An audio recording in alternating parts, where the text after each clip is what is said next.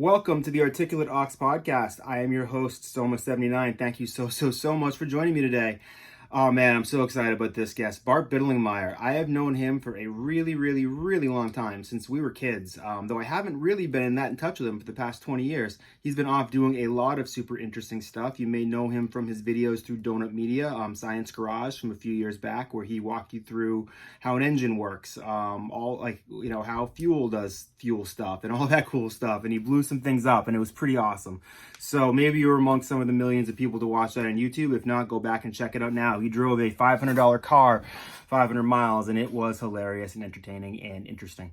So definitely check him out. He is now working at MotorTrend, doing some similar stuff, helping them with their video content, helping them decide their strategies and all that good stuff. He explains it better than me, but Bart's a really funny, awesome dude, and I was so glad he agreed to do this. I think the last time we saw each other, we talked about, was when we were on a school trip in Europe when we were 15, and there's a story I wish I brought up about a life preserver in the airplane, and I know Bart probably knows what I'm talking about, but I'm not going to share it here, but it made me laugh when I thought about it. So, all right, Bart, man, thank you so much for doing this. I appreciate it. I'll talk to y'all soon. Peace.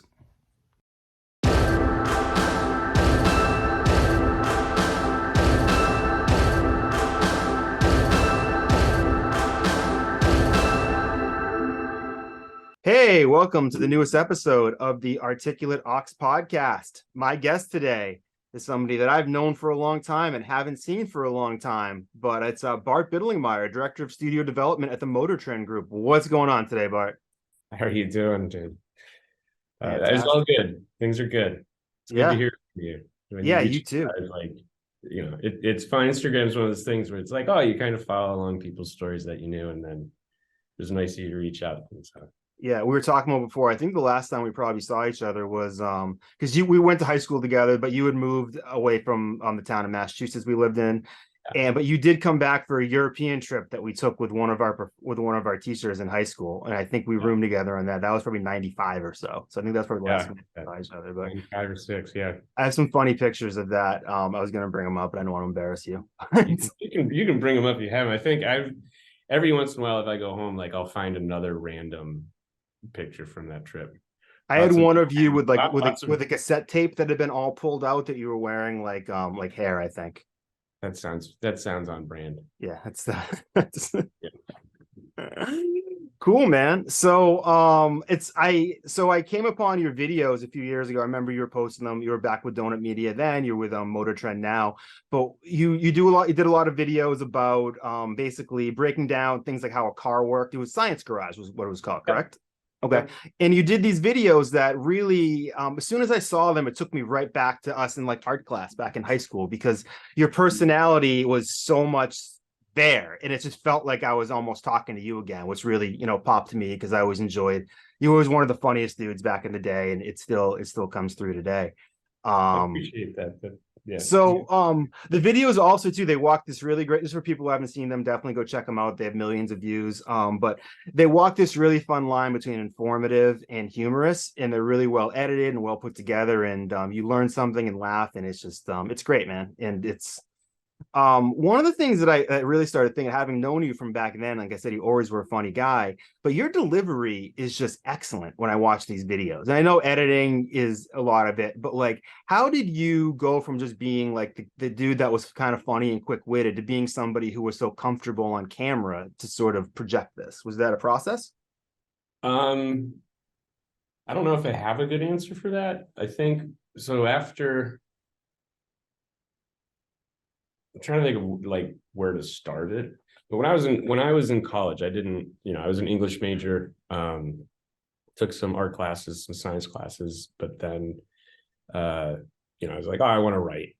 And then a friend was like, Bart, you're pretty funny. Do you want to be in my play? Because she was taking drama, and she had this play she read. And I was like, sure. And then like I was just delivering lines. But people were like, from her class were like, you're really fun. Like, that was funny. You're really, and I'd hear people laugh, and I kind of it's like, oh, that's like a fun feeling, Once you feel that for the first time and you like it, you're like, ooh, yeah. I want a new drug. Yeah, and it is. And so I moved to, after college, I was moved to Kentucky, to And Louisville, where'd you go to college? Kenyon College in Ohio. Okay, yeah, that's what it was. Yeah. And so I moved to Louisville, and we wrote just like a little short film and shot it. That was my buddy Charlie. And then after that, I went up to Chicago. So I was doing some UCB stuff, just taking classes, doing some stage stuff, but I was personal training to pay the bills. And I think it's one of these, I realized later, it's like, look, if I'm going to do that, I have to do that, just to sink in and meet more people who are in the industry and really involve, immerse myself that way. Well, what was UCB like? I mean, that obviously, you definitely could learn some comedic timing there. Well, I got out here, so. Which, for anybody doesn't know, UCB is Upright Citizens Brigade. It's an improv. It's one of the most famous improv. Yeah. Troops, so I said, communities? when I said in Chicago, that was IO Chicago. That was Improv Olympic, who then they had a cease and desist order, as I understand it, from the Olympics. So they had to change their name to. That sounds. I think I may have heard that before. Yeah. But so in Chicago, that's what I was doing, and just some hopping around with different kind of sketch or improv groups, but kind of never found I found my. I don't want to say writing partner, but like that gel there. Anyways, and then one night I was watching Key and Peele, and I saw James Pumphrey in a sketch. And so James, who's at Donut still, when I worked at a restaurant, he was my busboy. So we had known each other, he was like 16 or 17, but I saw him, I was like, oh shit, that's James. And then reached out, like, how's everything going? It looks like you're having fun. I was thinking about moving to LA. He then came out, he was in a movie called High Road, and he was like, well, I'm heading to Chicago if you want to hang out and we can chat. And so we reconnected when he came to Chicago, and then shortly after that moved to Los Angeles, and then it just kind of one thing led to another. Yeah. So it was a long answer about where did I find comedic timing. I don't know. It's just so it's one of those things you probably just natural to you, and then there's a thing. You watch a lot of stuff and you absorb a lot of stuff. I think sometimes, like Norm Macdonald, as far as like a delivery is set up in a delivery, like, just anything he does. And so the bit he did on the roast a bunch of years back, where he just got up and just told that he had the commitment to telling those really old jokes. Like that's something that for me, every time I saw it, got funnier and funnier and funnier. Yeah. R.I.P. Norm. Yeah. I got to see him once perform. It was absolutely, as you'd imagine, hilarious. Just, So back when you were doing those videos, with those, and we didn't really go to a, technical high school. When did you start learning about cars like that? A lot of it's just kind of a lot of it, I would say, is from having to fix a 30-year-old Oldsmobile. My daily driver was an 83 Oldsmobile. So, you figure out how that stuff works. But it's just kind of, I've always just been interested in that. Like, I wonder how that works. And then I think it's easier with Google and stuff. I'm not an expert by any means, but with a little bit of a science background. And I just always found that stuff interesting. And all it is, all everything is it's like, how do I solve for this problem? And I think, that's all of our car stuff comes from, well, here's an obstacle. What's how do I solve for that? And I just always find that kind of process interesting. And it's kind of, I think, how my brain runs. So what is the path like from going from I got to start learning how to fix this Oldsmobile to now I'm telling other people about this? Like there's got to be a bunch of steps along the way. Was James already doing the stuff at Donut at that point? Or? Yeah. So fewer steps than you'd think. So I was here, I was doing some sketch comedy in LA and some improv stuff. And I was still personal training. There's a call for that in LA? What's that? There's a call for that in LA? Yeah, right. I know. Well, had I known, I would have moved out here sooner. Yeah. But so James was doing a lot. He's a comedian, and Donut had already started, and they were making videos, kind of trying to get something to go viral. So they worked with a few comics who in their own right are hilarious, but it wasn't doing too much for like a brand. And they were like, hey, if you do you know any comedians who like cars? You know, and they were and effectively like, oh yeah, I know a guy. And so James was, you know, super into car culture, and he was happy to be kind of just an intern, I think, at first. And they brought him on as a writer and kind of he was doing a bunch of different stuff. And then they shifted from trying to go viral to trying to build more of what's called a portfolio of content that people could tune in every week. Mm-hmm. And so James was like, hey, my friend Bart is pretty funny. He can write. And so that's when I got brought in. And Is the process of trying to go viral just basically just throwing stuff against the wall and hoping that one is going to hit and change your life? it was, I mean, and they had some great videos that did that, but what became clear is it's, you know, when you're doing those things, or you're trying to get like Nissan to throw some money, and you're saying, hey, here's our concept, we think it's fun, we'll make it for you. So you're making it for them and not for you. And so even though sometimes you know, like they did a donut day celebration. That wasn't the first one that went viral. I think two grandmas in a Lamborghini was the first one that went viral. And again, they're great. They're great, funny videos. You know, if you watch them now, they still feel really good. But it didn't let you know like what donut was. And so that's then when they shifted. And the short answer to your question is, yeah, you're just kind of, what's an idea? What's an idea? And then once you start saying like, well, what do I want to make? And then it's not viral, but then it just starts building on its own. Right. Because I can imagine too, even from my own artistic pursuits, that I've definitely gone down that route where I'm like, all right, I'm gonna make something that's just gonna catch on and it's gonna be a reel and I'm gonna get all these new followers. But it's such a frustrating and almost soul crushing process to always be chasing that. Then you realize, well, if I just spend my time doing what I want to do, then it's gonna be more enjoyable and I'll make more of a human connection with people. And you know. Yeah, I think, and I think that's the key. And it's you can't, you know, that art for art's sake, sure, that's something, but also you do want someone to see it and you do want someone to share it. So it's that balance of, yeah, you know. I've been working on a film, and I did this new album that I finished last year. I went out and got some of my favorite hip hop artists to appear on it. I got Old Dirty Bastard's son to be on it, Young Dirty Bastard. I'm very excited about that.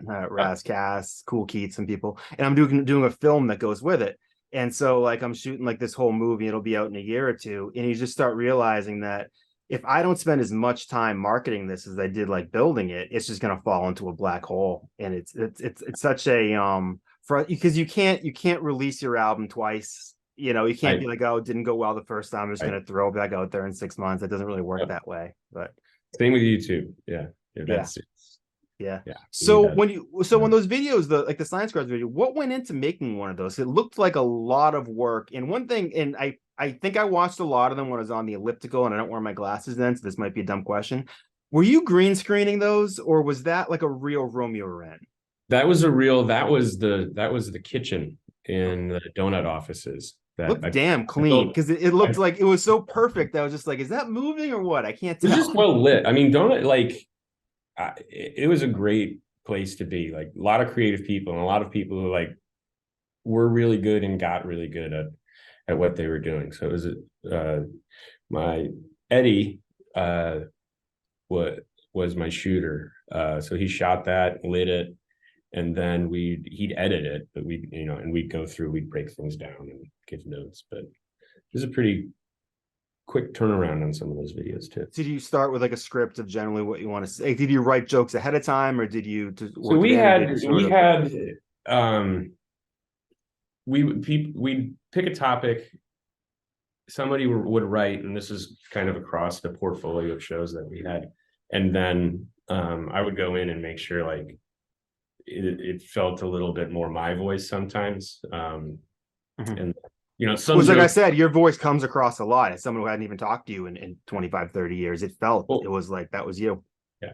And and one of the things with that is it's and having to kind of subsequently doing other shows where people you want to get the information across in a way that is understandable, concise, and really tells a story.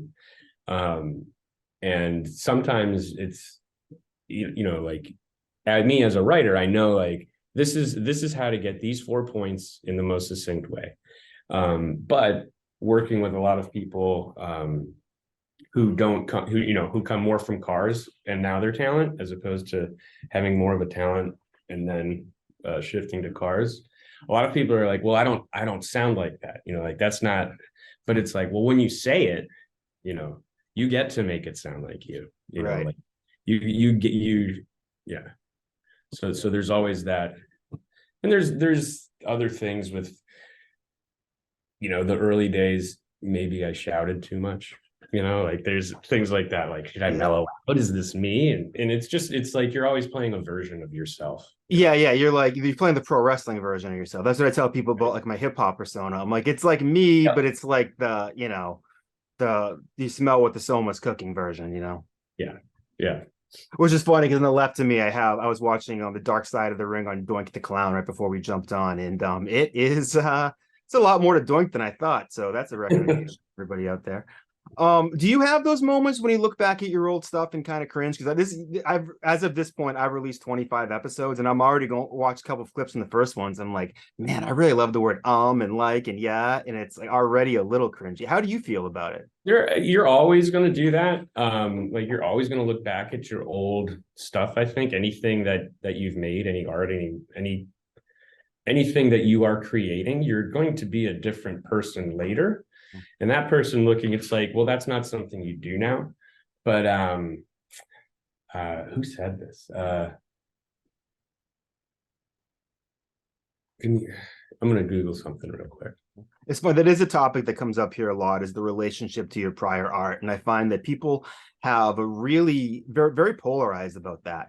And some people just have no interest, especially with hip hop people. It's like, oh, this verse is 5 years old. I don't want it out there. Even if people think it's dope and stuff like that. But for me, I've taken some of like my high school drawings, either been remixed them digitally and things like that. And I found a lot of it's like you're collaborating with a version of yourself that doesn't Exactly. exist anymore, which is a pretty cool experience. All right, I found it. So Richard Rodriguez, who's an author, he told this story of when he was young, meeting an older author that he really admired, and he brought up one of his favorite things that this author had done. He said, I loved this writing, I love the book, I love it. It's such an honor to meet you. And the guy kind of like, oh God, like, if I could take back that book, I look back, and he's thinking to himself, he's like, but like, you're telling me this book that means a lot to me is worthless to you, And so then he was thinking, like, well, what would you tell the version of you who was writing that book? Would you say that, like, look, this is shit, don't, like, and so what the conclusion he found himself coming to, and I really like it, is that as a creator, like, you have to accept where you are, and be proud of that.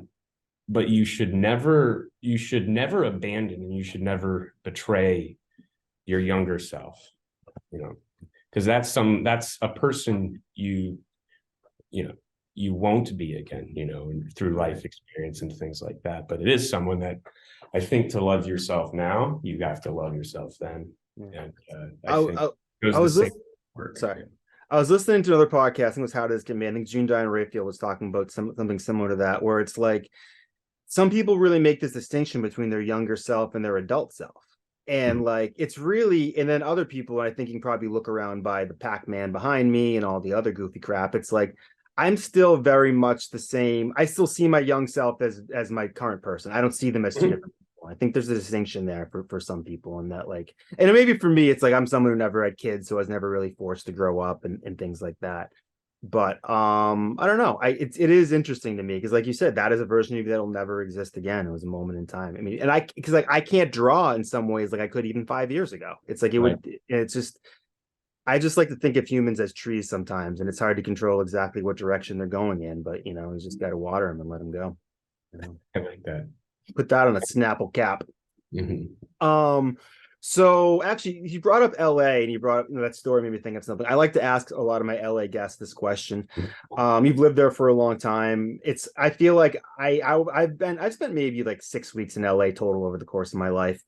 And you can't be there within 6 minutes without something crazy happening or seeing some celebrity doing something weird. So do you have any stories? One of my better ones is watching Timothy Oliphant trying to explain to a hot dog vendor who he was while I was waiting to go get my hot dog and see Eternal Sunshine. I once saw Dick Clark in a restaurant. And I said that guy looks like Dick Clark, only younger. And then I'm like, oh, that was Dick Clark. And like this was like 3 years before he passed away. Mhm. You have anything like that? Um, God, not that stands out.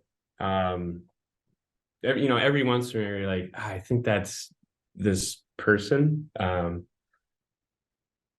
yeah, nothing crazy. Um, But what is it like in so I mean I spent some time in Los Angeles. It's a great place for the entertainment industry. I didn't think it was really the place for me. What is it like for somebody? You moved around a lot during your life. yeah. What is it that made you decide to really make that area home? I mean, obviously it fits in with your industry, but Yeah. what do you like about So it? a lot of it, like the choice to come out here was for like, what, I want to be involved in the entertainment industry, and that's the place to go do that. And around what year was that? Just roughly. I think I've been here maybe 10 years, maybe 11, somewhere in there ish. So 2012, something like that.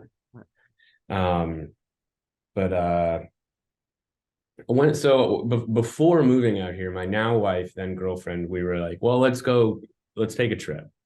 And we came out for maybe 2 weeks because I knew some people here in LA, knew a good friend in Sacramento. And so we came out and we did kind of went up to PCH and then hung out with Tony in Sacramento and flew back. But like the things people complain about in LA, like, yeah, they exist, traffic, getting different places, there are things, but what I realized was like the people, because when I would tell people like in Chicago or wherever else I might have been, that I'd say, yeah, I think of us on there, don't do it. You're gonna hate it.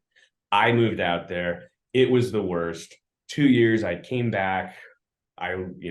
You shouldn't. And Yeah. then I realized They'll tell you about getting a $400 jaywalking ticket at 3 a.m. on an empty street. all that, You know? exactly, all that stuff. And then what I realized was, though, if you're not in LA and you're talking about LA, you're not going to hear anything good because the people who like They're LA in LA. are in LA, right? And so once I got here, it's like, oh, this place is great. Of course, there's things we change, and there's Yeah. and if you like, the other thing is, I think it's funny, if you like cars, like there's not a better place Oh than yeah. And that's the thing too. It's crazy about being in dry. LA because the weather is so much better. You see models of car you haven't seen in like 50 years because they just Yep. And I last. forget, like like it's not weird. Like I'll be behind four Teslas. There'll be a McLaren. There's, Yeah. like there's JDM cars that you're like, Yeah. holy shit, you're never gonna see that. You got Jay Leno up next to you on a Model T, That's right. That's right. I did get Which to see, yeah. sorry, go for it. I'll bring this up in a minute. I forget what we were doing. He wasn't there, and this was after Donut, but I got to see he's got that Jay Leno's garage. He has a huge space up in Burbank, and it is just amazing the breadth of cars that he has. And so, When I was in high school, my dad, he's a machinist. He works on race bikes, race cars. He's been doing that for years. He's one of those guys who people send him their heads and the cylinders, and he makes them go faster, and they win. And everybody he beats comes and talks. They beat comes and talks to my dad. And pursue some connection, Jay Leno knew who he was. And one day our phone rang. My dad had just got out of the shower. He was totally naked, as he tells it. And he picks up the phone, and it's Jay Leno. And he stands there and has his 25-minute conversation with him about cars and like people that they both know. And he's like, oh, if you're ever in town, come see the show. That's my Jay Leno. And that was, I think, probably, and they got a letter from him in the mail, but I always thought it was like, he's like, yeah, he just got him home from shooting the show. And it's like, he was the most regular dude, just like wanted to talk about cars, with some random stranger. Everything I did I meet him?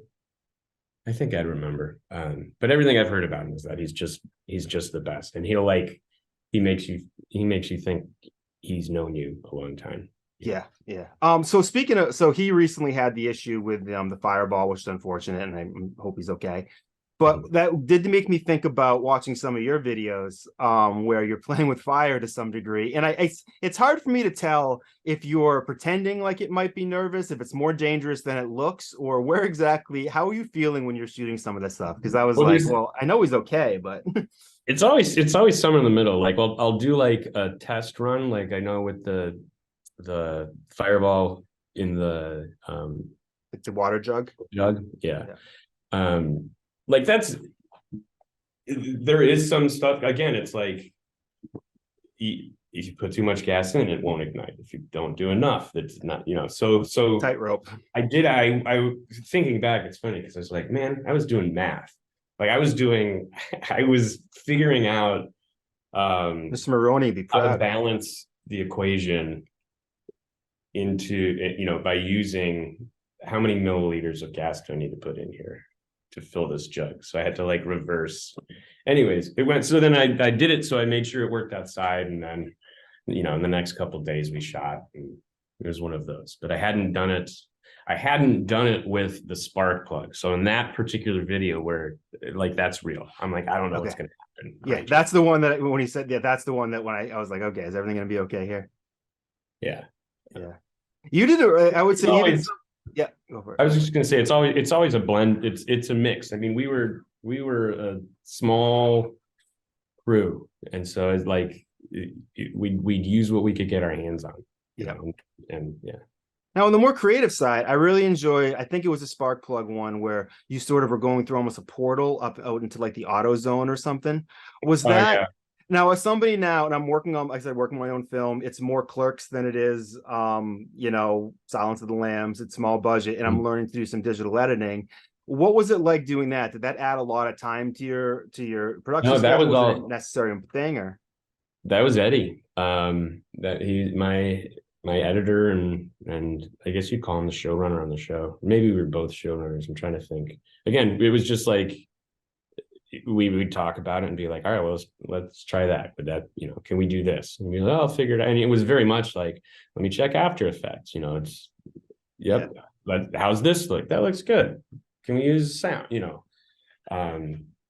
Yeah.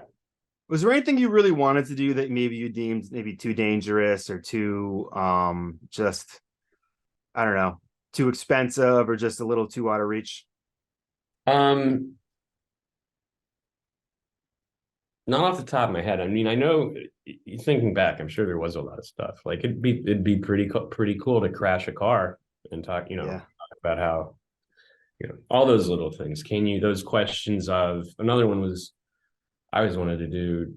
There used to be these oil, I think it was Valvoline. It might have been Pennzoil. Somebody had a commercial where they filled the engine, ran it, drained it, and then watched how long it took to seize, essentially. So little things like that I think, with a bit of a bigger budget and, it would be fun to do those. Hey, what happens if kinds of questions? Right. Yeah. Yeah. Like Mythbusters-y type stuff. Yeah.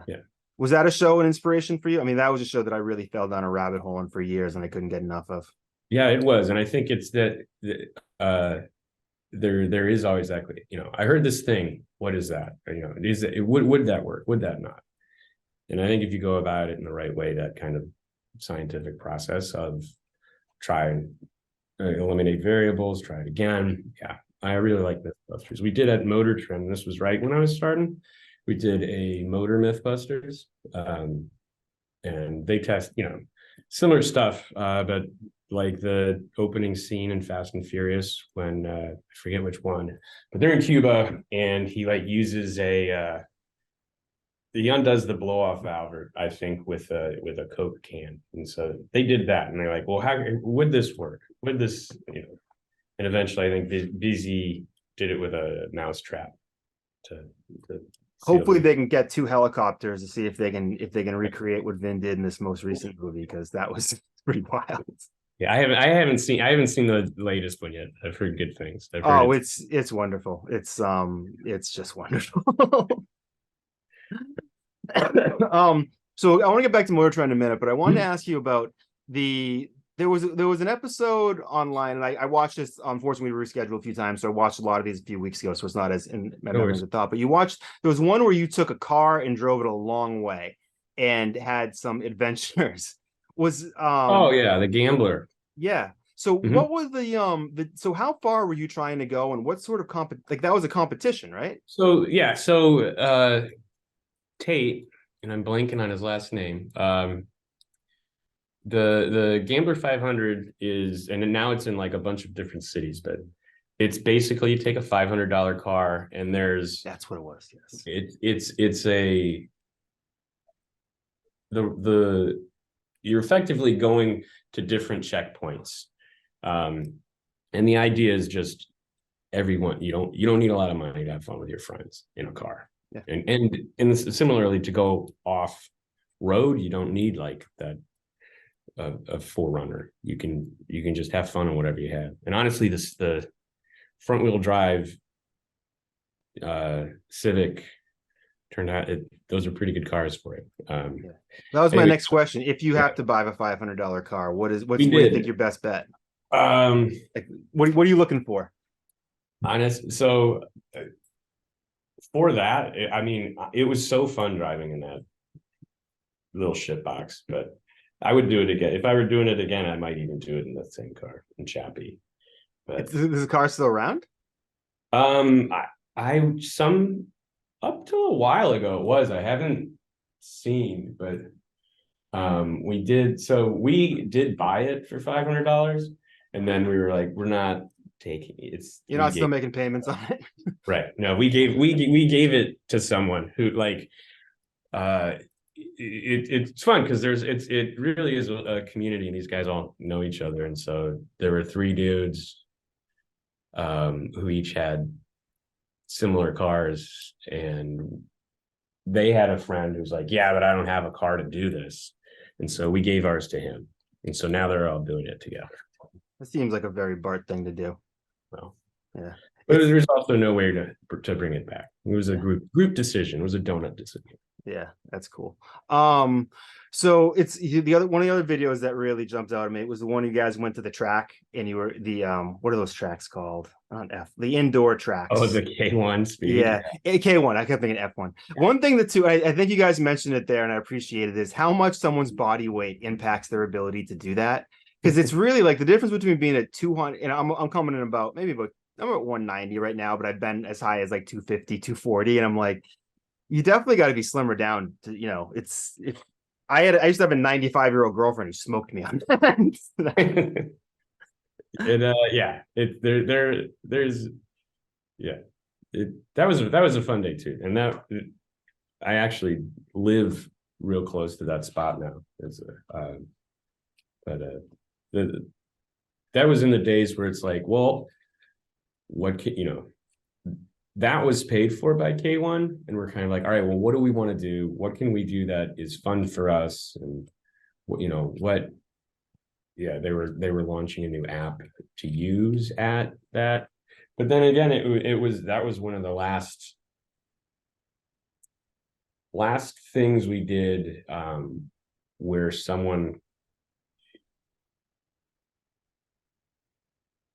where we were kind of beholden to our creative was beholden to approval of somebody else.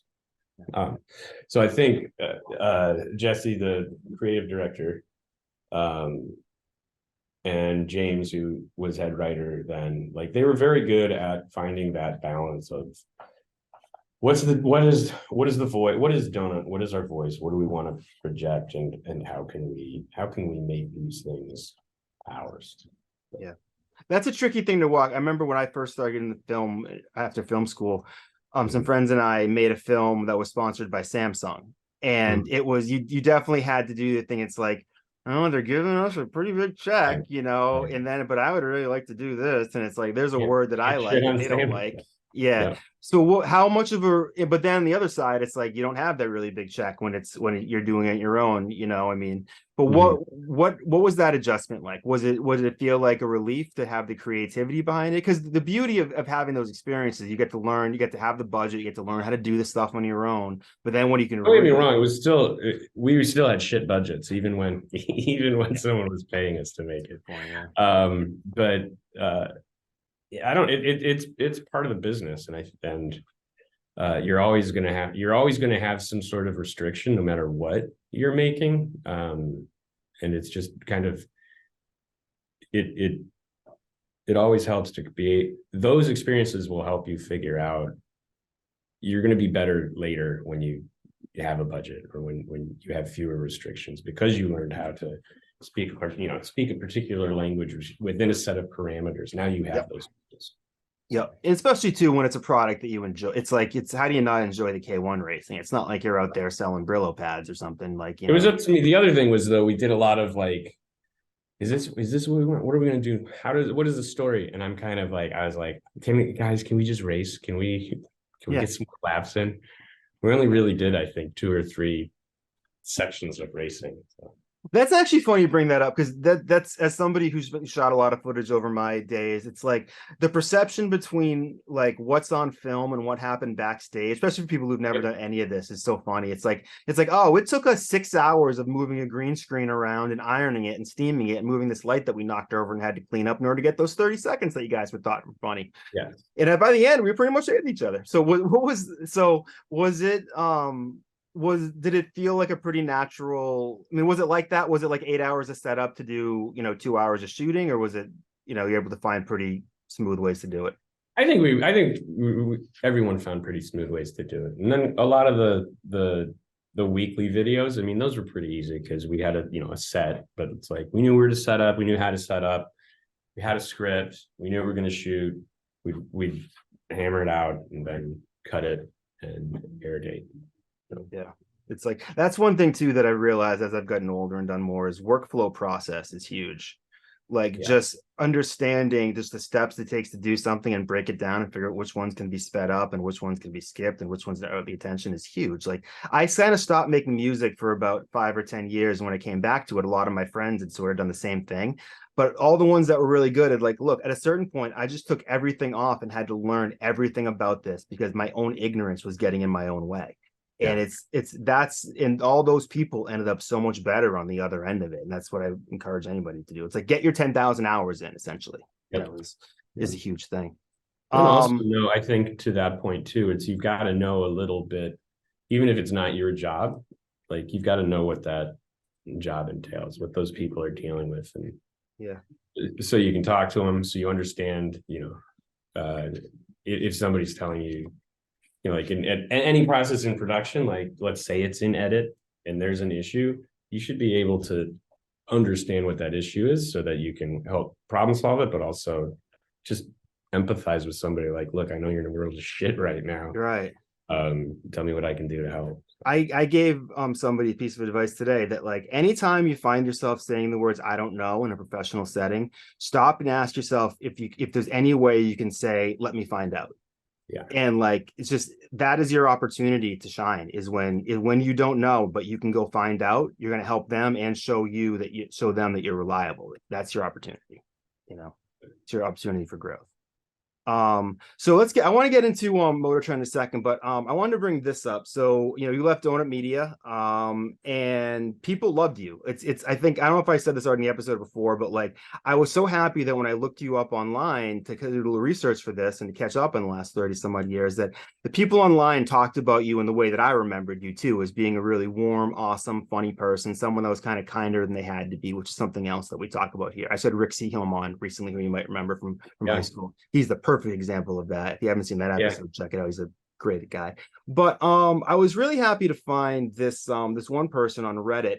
Their name is Screw All the Names. So I don't know what that refers to, but he said that Bart effectively got me into cars. My buddy came over and said, you want to watch this guy talk about car stuff? I said, sure, whatever. Though I'll probably be on my phone most of it because I didn't care about cars more than that one looks cool. Watch 80% of Science Garage that night and then rewatch some plus the other later that week. Fast forward a year and a half, I've swapped motors, fixed clutches, brakes, dropped almost $2,000 in my car, and after the initial cost, much love to Bart. Yeah. And somebody encouraged him there to reach out to you to tell him how much you meant. And it's like, I feel like there's a lot of people out there. So how does something like that make you feel? And what message might you have to screw all the names? I think it's what is nice is sometimes people will send me those, so it's always nice to see. And it's I don't know, it's bittersweet because I'm not like in front of the camera. Hopefully I'm still doing stuff that is hopefully getting people into cars. But anytime I hear that, it's really, that's a huge reason I did it. So I'm glad people enjoy it. And every once in a while somebody will recognize me and be like, hey, you're, and yeah, I love that stuff. I love when people, because I think the main thing is it's not just like, oh, you're putting something out there. It's like, oh, you did this thing and it affected me in a positive way. So Yeah. I mean, that stuff means a lot. So What is it like to you when you meet somebody who knows you through this digital version of you? Because I mean, I haven't had many of these circumstances, but I've been fortunate enough to get to sign a few autographs in my day, which was very just bizarre. But like, what was it like for you? Because for me, it was always, I'm one of those people who artistically, I do things to drag attention to myself, but then I hate the attention when I get it. And I'm always curious about people who put themselves out there like that, especially in the digital sort of not fake world, but the edited world, what it's like when it collides with your real world. I've never minded it. I mean, like at airports and stuff, that's usually where it happens. And car shows too, of course, because just the concentration of people You people also like look the same as you have for a long time. So I feel like for 25 years. Yeah. There's a little more gray. But it's never like, I wish it weren't awkward because there's always an element where it is going to be awkward, but it's like, I just want the person to know, like, yeah, I'm glad you enjoyed it. I'm glad, and then I'll try to ask something. I'm not, again, the best at this, but I'll always try to ask something about like, well, what did you, if it's a car meet, well, what did you bring? What are you, Yeah. something where they get to talk about, share something about themselves. Cause I think that's how you connect. Yeah. And if I was just like, oh, thanks, have a good day, I feel like, I don't know. It's nice to make someone's day, Yeah. Like, I mean, occasionally I get the Instagram message from somebody who just says something really nice to me that's totally unexpected from somebody like my art. And you're just like, oh, that's a nice feeling. And then there's part of you that goes, well, if I listen to that, then I have to listen to people tell me what an asshole I am. But in a moment, then don't be an asshole. I know. Maybe it's good. Maybe it's good. Working on that. Yeah, working on that. The same with me. Like on Instagram, I'll get people kind of reach out and be like, "Just want you to know, I hope everything's good. I loved your videos. They were the highlight of my week." Or so that. I mean, that's always great. It always feels good. So. Yeah. So now you're working at MotorTrend, which if you don't know who MotorTrend is, I don't know, I guess you've been fast forwarding through commercials a lot longer than the rest of us, because I feel like you can't go through one break without hearing somebody talk about MotorTrend.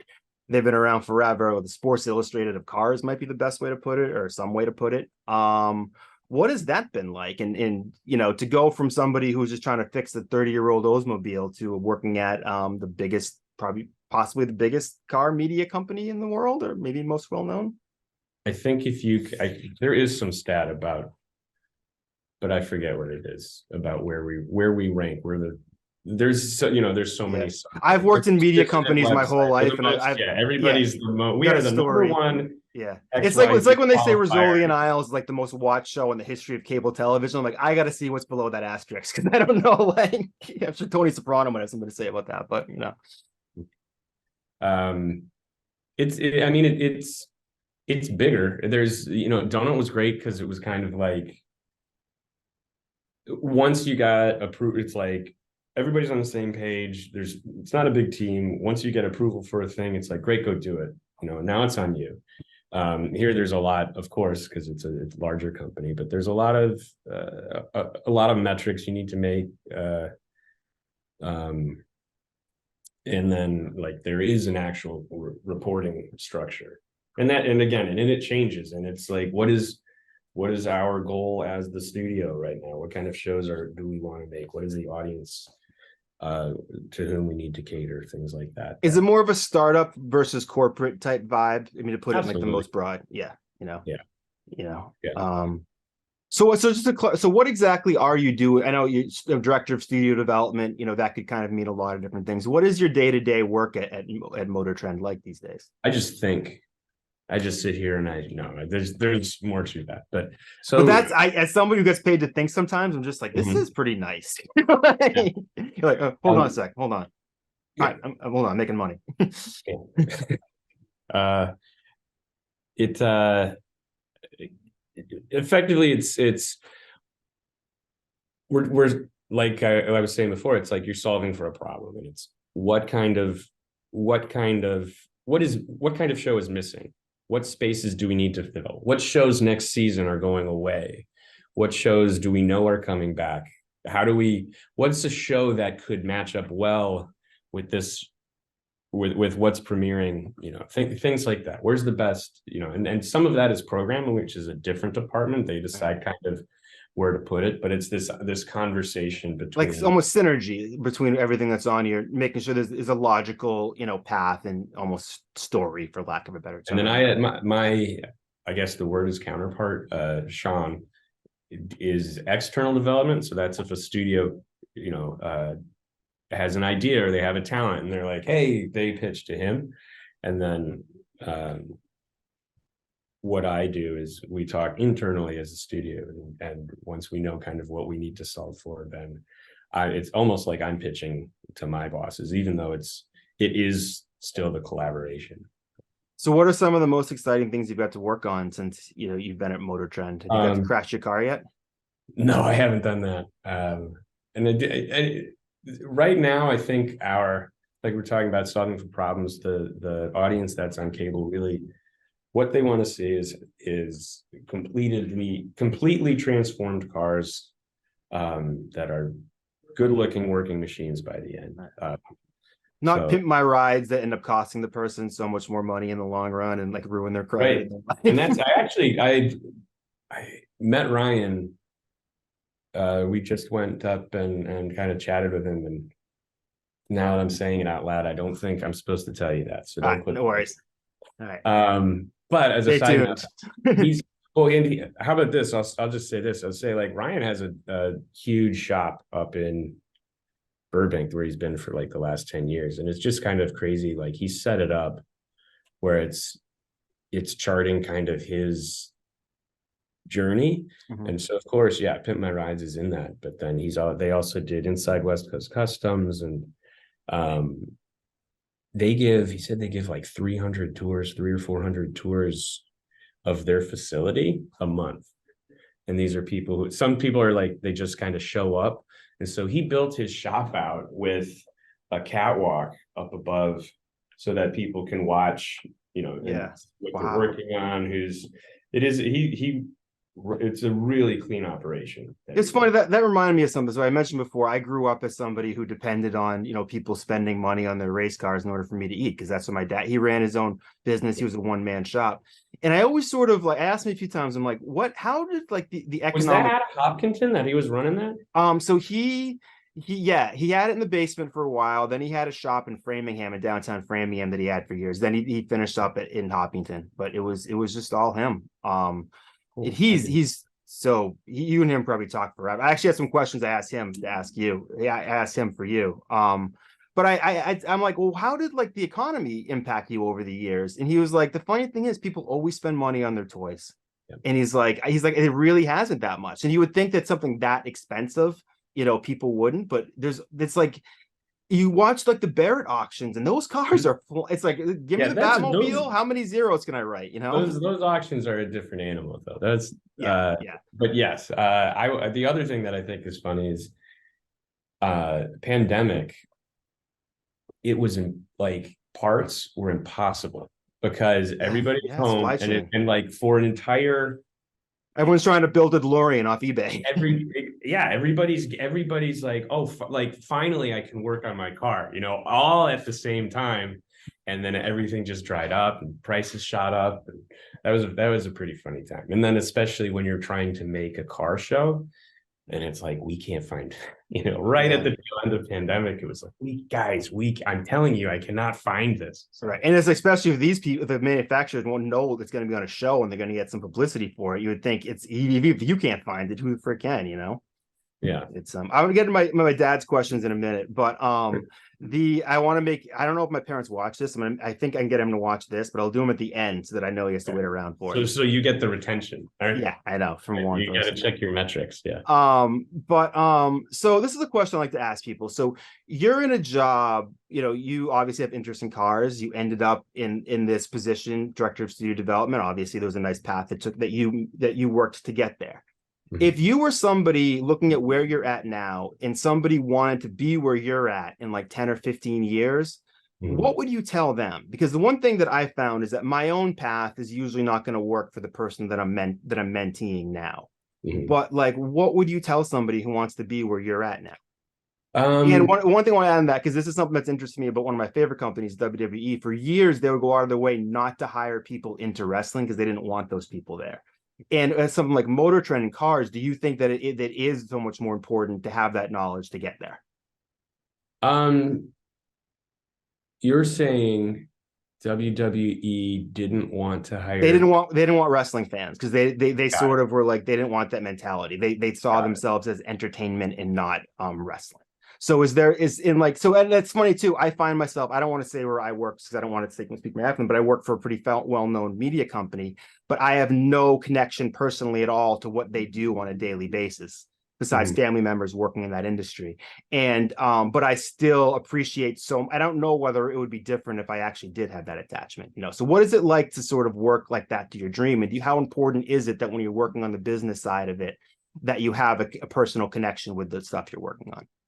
I think with cars, it's important because you've got to understand what is the in to a car. So like if I wanted, and a lot of that, the way I try to describe it is because we're also working on in market stuff. There's so it's how do you do something that my boss likes to say is stickier, but what I like to think of it as is like with car like journalism, everything's important. Here's the stats. Here's the new front fascia.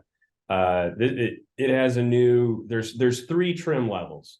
And it's like, well, if I'm not looking for that car, like, is that what's interesting? And so it's finding that one thing and focusing on it. That, like, if we were at a barbecue, I would tell you, and you'd be like, oh, and then you'd tell somebody at a barbecue, did you know this about the 4Runner won't have a locking rear diff? I don't know if but something like that. And it's like, well, yeah, people are pissed about it. Like, what's the context? What's the why? So I think for those reasons, it's knowing cars. You don't have to be an expert, but kind of appreciating like what's interesting and cool about a car really helps in this. And then it's also, you have to understand, like, I don't want to speak out of, I don't know, turn school. I don't remember which is the I think both. Okay. But like car enthusiasts, car people, car guys, like, and I like cars, but there are many camps and everyone is most people are super opinionated and they like to stay in that camp. And so a lot of it is hip hop's not like that at all. I don't know what that's of course. There you go. And so it's what are those ins? Like if you love hot rodding Chevys from the 60s and early 70s, and you think Civics suck, or anything foreign is a bunch of shit because it's not a V8 and it's got a tiny little 2-liter. Well, it's like, how do I get you to understand what is cool about this? Right. And a lot of times it's what do you like? You like working a car, getting more power. Let's say it's that.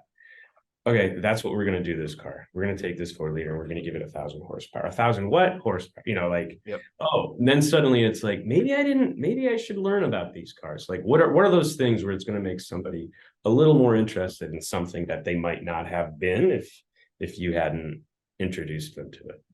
So in terms of people who maybe want to do your job at some point, and I often see ads for things like Full Sail University, which I think is sounds like a very interesting thing. It sounds like a place where you can really get your hands dirty. Where, I don't know, is a route like that? Do you see people in the industry come from places like that, or is it more of show up, get people coffee, know a lot about cars, and eventually, like, if you had to take one of those paths to get where you are now, what do you think you would tell someone, or somewhere in between, or something?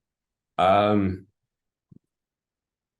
my guess is it's somewhere in between, but I think you're more likely to have figure out where you want to be. And then and they say this, like, they say this in theater, they say this um in automotive, like in a garage. Show up and ask if you can sweep the floors. Yep.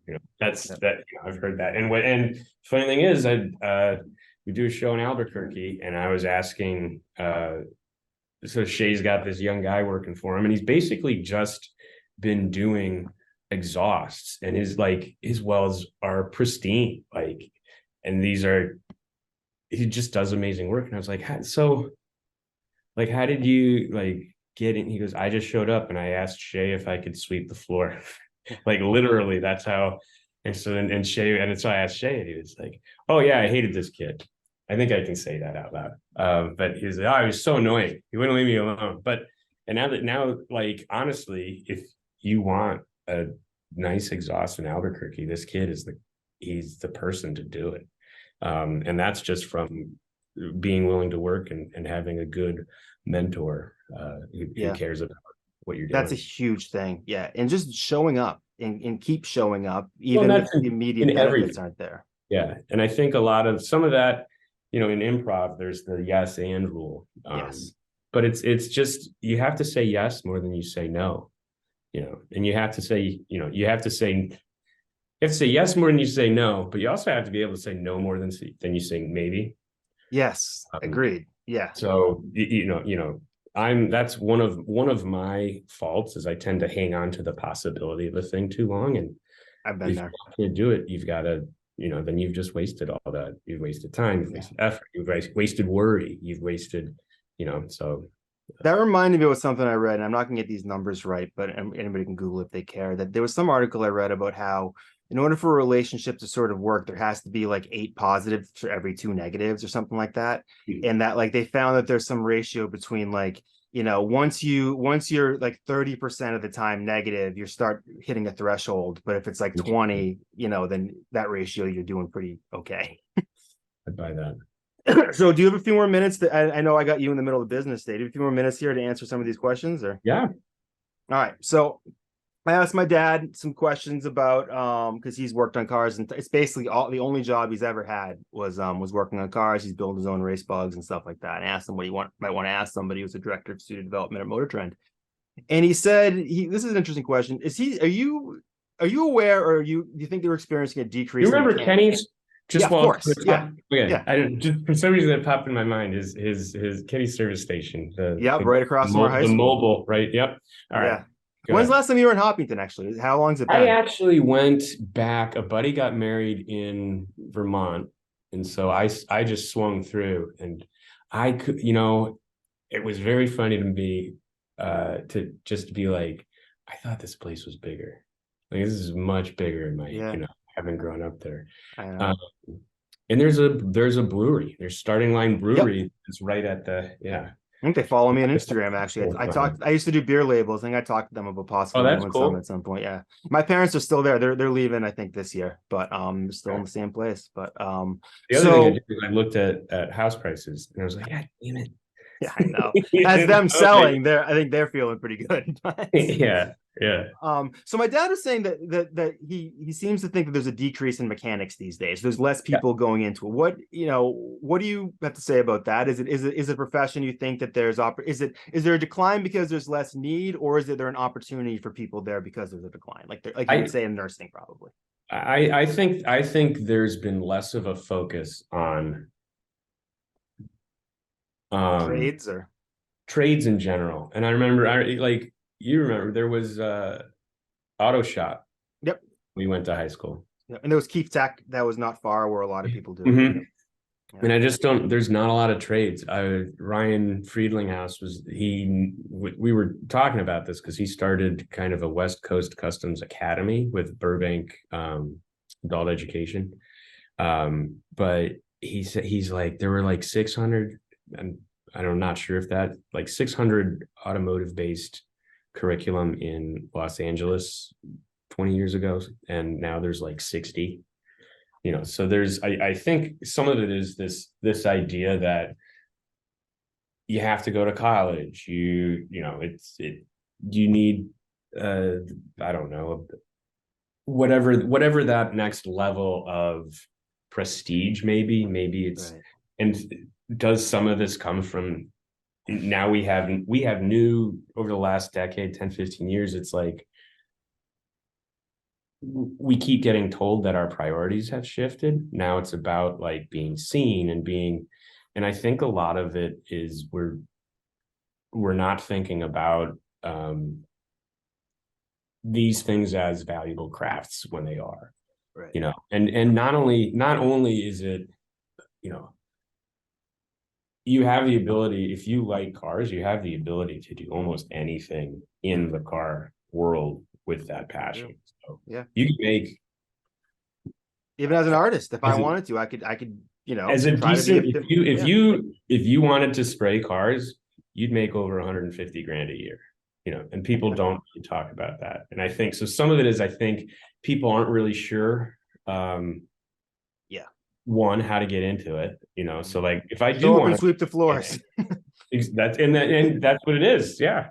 But then there's also And people, wear I a don't mask. think we're exposed to enough of it because there's so many aspects, and like you could, there are people who have just started, like not even a year out in a window tinting business, are making 200 grand. There's so many ins that I think, to answer your dad's question, I think it's a combination of a number of things. And I would almost say, I had this thought the other day, that is there something that,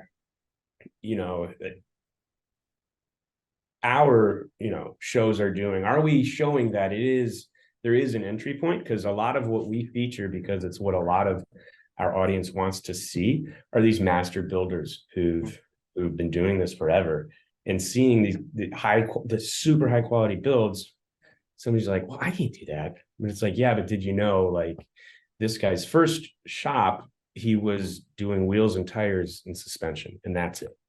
Like, and so I think featuring some more of those stories, I think, would benefit this community. But also, it's, to answer your dad's question, it is statistically, yeah, there are fewer people. Well, even he's an artist. Like with metal, he is an artist. And as I've gotten older and we've grown closer, it's like we can appreciate that a little bit more about the craft of what each other does. And I think that's been a really cool thing. Even though, like, he always discouraged me from getting into cars when I was younger, but now it's like that we're older, it's is what it is. All right. So one of the other questions he had is, how long do you think the combustion engine will be around? I mean, in terms of, obviously there's always going to be some of them, but do you think, I was doing a little digging the other day about the electric car and all, like, the what it takes to mine those minerals, and I don't want to put like someone from MotorTrend on the hot seat here, but just like, to whatever degree you feel like answering the question about the future of the combustion car, or the combustion engine. I'm not, look, I love combustion engines. I love them, but I'm not in the camp of like, I'm never driving an electric car. I think it's a shift that has to happen. And you have two options. You can lament Right. losing this thing, or you can celebrate it. Like we were saying, like, what do you think about what you did 20 years ago? Well, that's the combustion engine. It can still be awesome, even if we're not using it. You can still appreciate it, work on it. But also, if that's all you're going to do, then you're going to be shit out of luck soon when you can work on these other cars. It's just Right. you have to learn, and there's a lot of people who are doing some really cool stuff with electric drivetrains and marrying the things that we think are cool from from what we grew up with the things that are going to be able to be cool long into the future. Well, that'll be interesting too. That you'd have to think that as we get more to the electric cars, we'll start manufacturing less of the regular cars, and that's going to force people who want to keep the combustion cars to get more creative about how they do things to some degree. Yeah. I mean, and you're going to get, you'll always be able to get gas. It's going to be expensive. It's going to be a different landscape. Always more dinosaurs dying every day. That's right. But you can, I mean, enthusiasts are enthusiasts, and they're a market to cater to. So like, let's say it's all charging stations, whatever, but it's like, I got a guy and he gets me gas so I can tool around on the weekends, Yeah. I mean, that's further off. Mike, as far as pinning down a date, I don't know if they're going to be making, if you think about 25 years, maybe is I guess inevitably it'll probably come from some sort of long off date that they pass in some sort of law that feels far off, and then everybody works towards for a long time, and then all of a sudden we pat ourselves in the back. And look, the auto manufacturers, sure, yeah, they fought it forever, but if you look at everything that's coming out, like the people who are making the cars are on board with this change now, and that's means it's going to happen. It's almost like weed and cigarettes. I think cigarette companies fought like weed legalization for years, and at a certain point they're just like, oh, okay, now we've changed our mind. Exactly. Yeah, exactly. And that's yeah. All right, only got a couple more. Flying cars.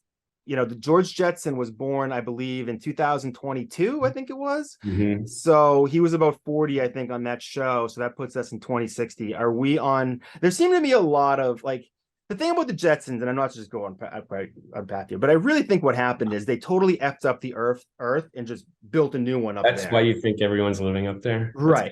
That theory. You think that yours is a post-apocalyptic Jetsons, or you could say that the below the Jetsons is the Flintstones, but I don't want to blow your mind too much.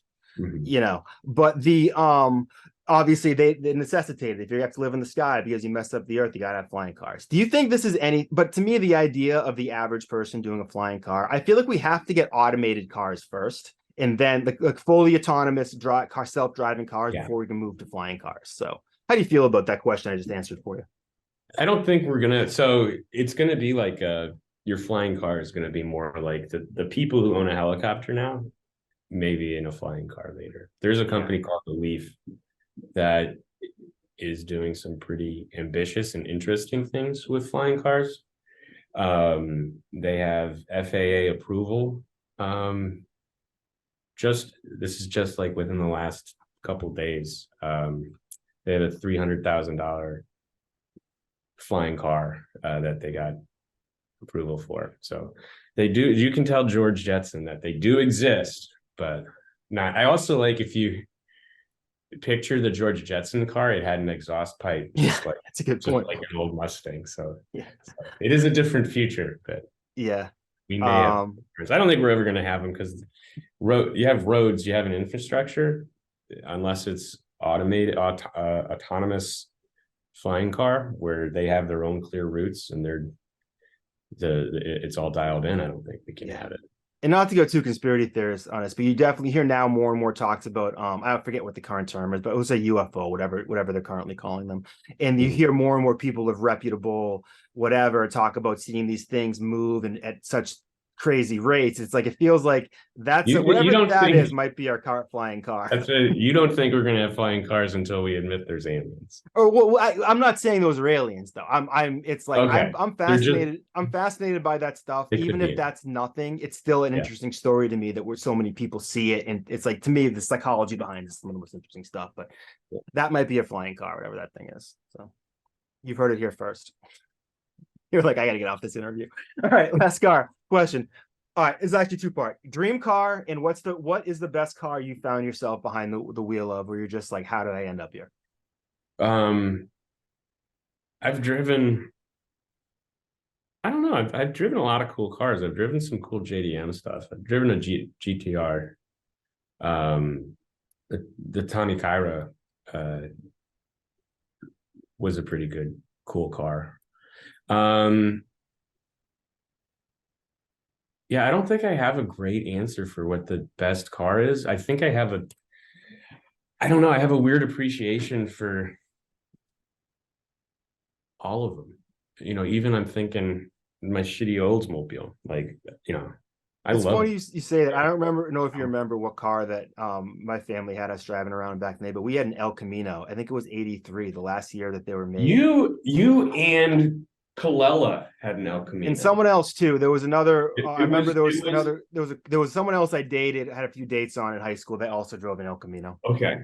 No, I knew that the Colellas had an El Camino because I remember growing up, I thought that was the coolest fucking car. I was like, that's a I almost bought one like 3 weeks ago. Like I think I actually found on Facebook Marketplace was somebody was selling a $5,000 1979, the year I was born, El Camino, orange, painted all this hippy dippy stuff with 129,000 miles on it. A car that's 44 years old.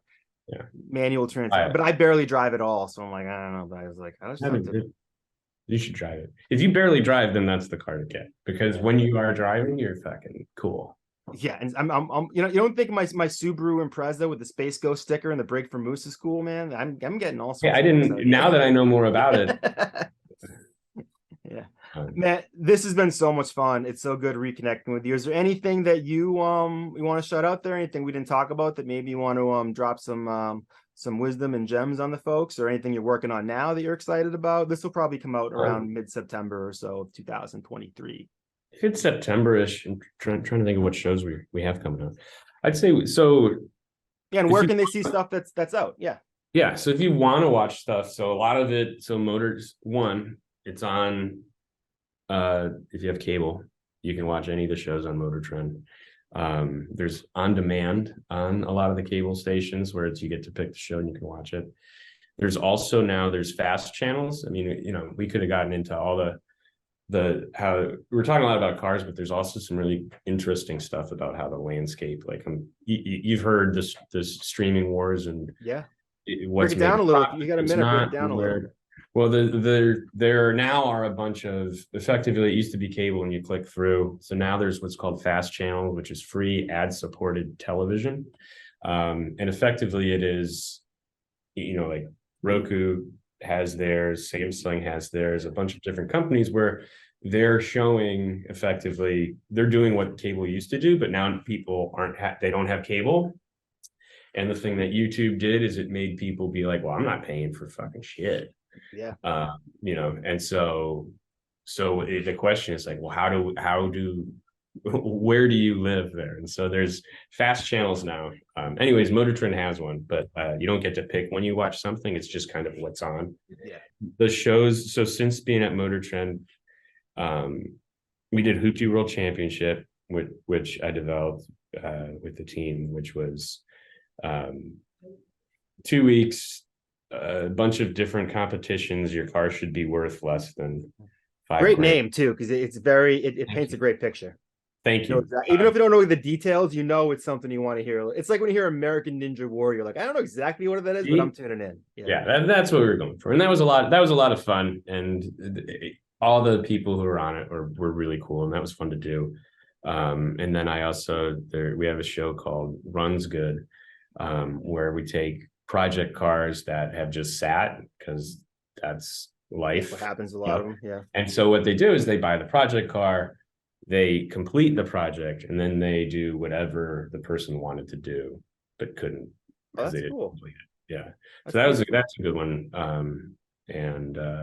I like that more than like shows where you're hitting somebody in the nuts and then being like, "Hey, surprise!" Like that's a type of reality I really like.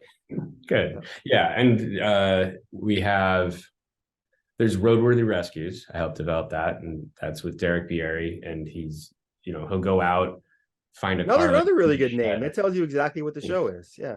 Well, I'm telling you, car fans, they want to know what they're going to see before they see it. Yeah. So it's like Pinks. That tells you all I need to know. Pinks. Yeah. Pinks is a great name. Pinks is a great name.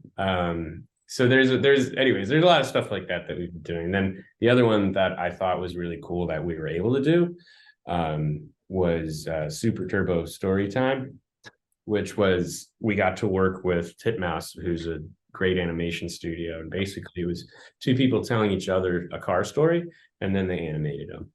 Yeah. Titmouse is great, and they're talented, and the animation felt good, and the stories were good. So I was pretty proud of how that one came out too. Awesome. So I know I said no more questions, but I had one more for you. Sure. Do you have any desire to get back in front of the camera? Yeah, just because it's fun, It is. Yeah. I don't know that it's a priority, and I also think it's like it's not my job to develop a show for myself. I don't think that's a good look, Right. Like the guy from Jeopardy who's picked to replace Alex to find a replacement for Alex Trebek, and he chose himself and then was gone after like a week. You don't want to be that dude. Yes, you're absolutely right. And then some of it I have to ask myself is how much of that is ego?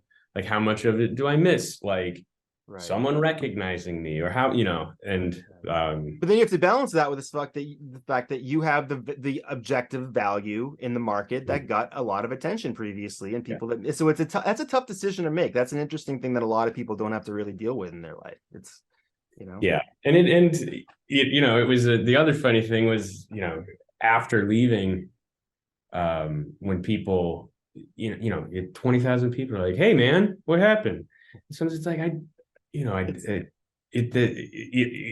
yes, I was forward facing, but it's also like I'm a private guy, I like day turns into night, man. Sometimes it's like that's what it is.